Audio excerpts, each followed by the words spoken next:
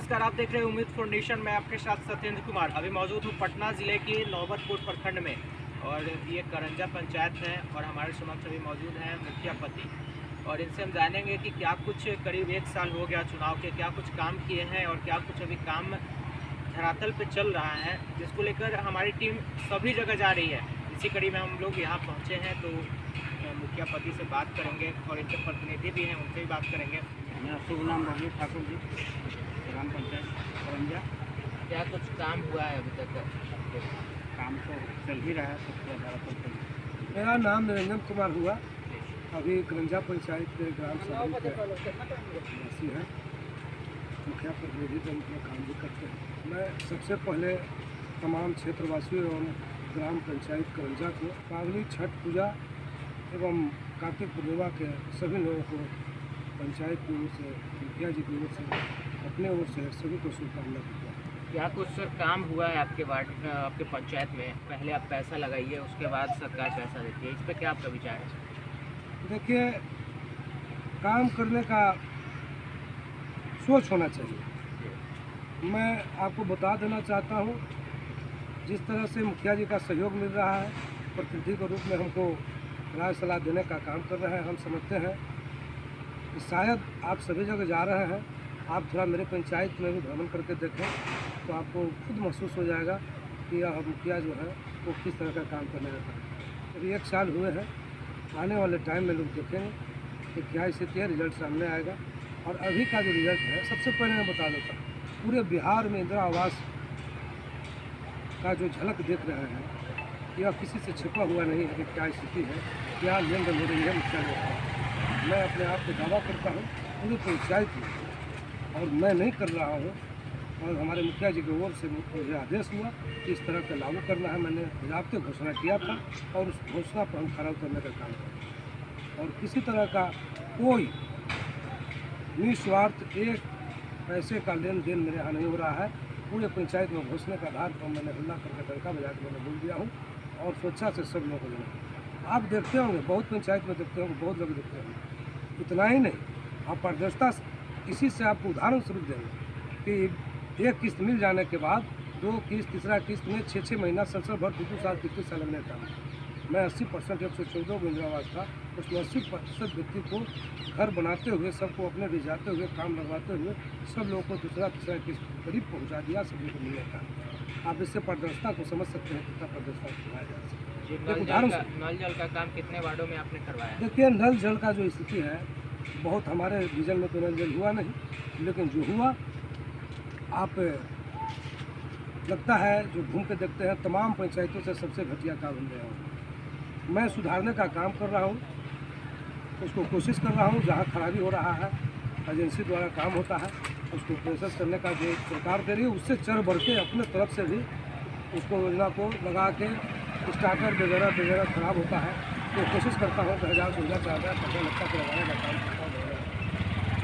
और एक चीज़ आपको स्पष्ट बता देता हूँ, डंका पे चोट पर चैलेंज है कि जो 20 सालों में, 25 सालों में जो काम नहीं हुआ है, वो मैंने 1 सालों में काम करने का काम कर रहा हूँ। आप देख लीजिए जाके, पहले काम हुआ था, 15 साल 10 साल काम किए थे। हमारे मुखिया जी थे, आपको पोलिसर जी, अनुसूचित जाति था, उनके बाद जो काम हुआ, उनका जो रिलीज में काम हुआ, मैं आज उनको भी प्रशंसा भी नहीं कर रहा हूँ कि मैं उनको प्रशंसा करता हूँ कि काम करने का काम। तो विगत 5 सालों में जो काम हुआ, कहीं नज़ारा नहीं आया। आप देखो गाँव में कोई भी नली गली का ही स्थिति रहा, 5 साल इतना पीछे चले गया उसको। लेकिन 1 साल के दौर में मैंने वहाँ काम पहुँचाने का काम किया है, वहाँ काम पहुँचाने का काम किया है कि आज तक वहाँ कोई आज़ादी इतना दिन हो गई, लगभग 70 साल से ऊपर हो गई आज़ादी को। जहाँ काम पहुँचने का काम नहीं हुआ, दिल्ली पहुँचने का काम नहीं हुआ, दिल्ली पर। आप सोचिए, आज के डेट में इतना आज़ादी के बाद में जिसके दरवाज़ा पर इतना पार्टी लगे, नाली का समस्या हो, मारपीट का समस्या हो, निकलता नहीं है, तो सोचिए कि वहाँ कहाँ पर आवाज़ रहे। एक युवा टीम चल रहा है, युवा टीम का संगठन चल रहा है। अब मुखिया का सिस्टम है, तमाम युवा लोग करके एक दिन बैठने का काम नहीं करता है। और न्यायपूर्वक नहीं कि इस गाँव को मुखिया है तो यहाँ ज़्यादा करा लेंगे, वहाँ ज़्यादा करा लेंगे।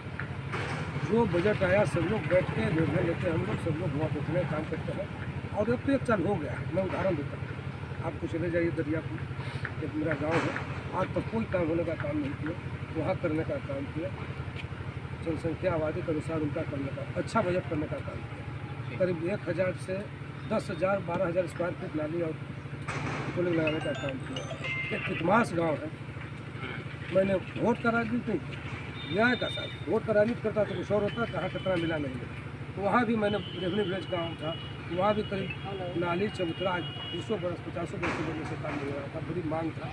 और इतना था कि 15 वर्ष से जाते अब इतना से ठगवाड़ी है तो डूबने का काम होता था, वहाँ भी मैंने काम करने का काम किया। और एक महादलित टोला है, आज तक वहाँ समझिए रहे महादलित पर लोग क्या सोचता है, बिल्कुल चुनाव के समय केवल सोचता है कि ले जाके काम चल जाए, काम करने का। वहाँ भी करीब 10,000 स्क्वायर फीट करने का काम किया हमने। उसके बाद में दुआई में करने का काम किया, अब कितमास में करने का काम किया। फिर आप चले जाइए, अभी मेरा महादलित में काम लगा हुआ है, एक प्लान के साथ सभी गाँवों में 5 गाँव को कर दिया, 5 टोला बचा हुआ है, उसमें भी मैंने काम चालू कर दिया है। तो 4-10 दिनों में नज़र आएंगे, तमाम जगह काम नज़र आएंगे।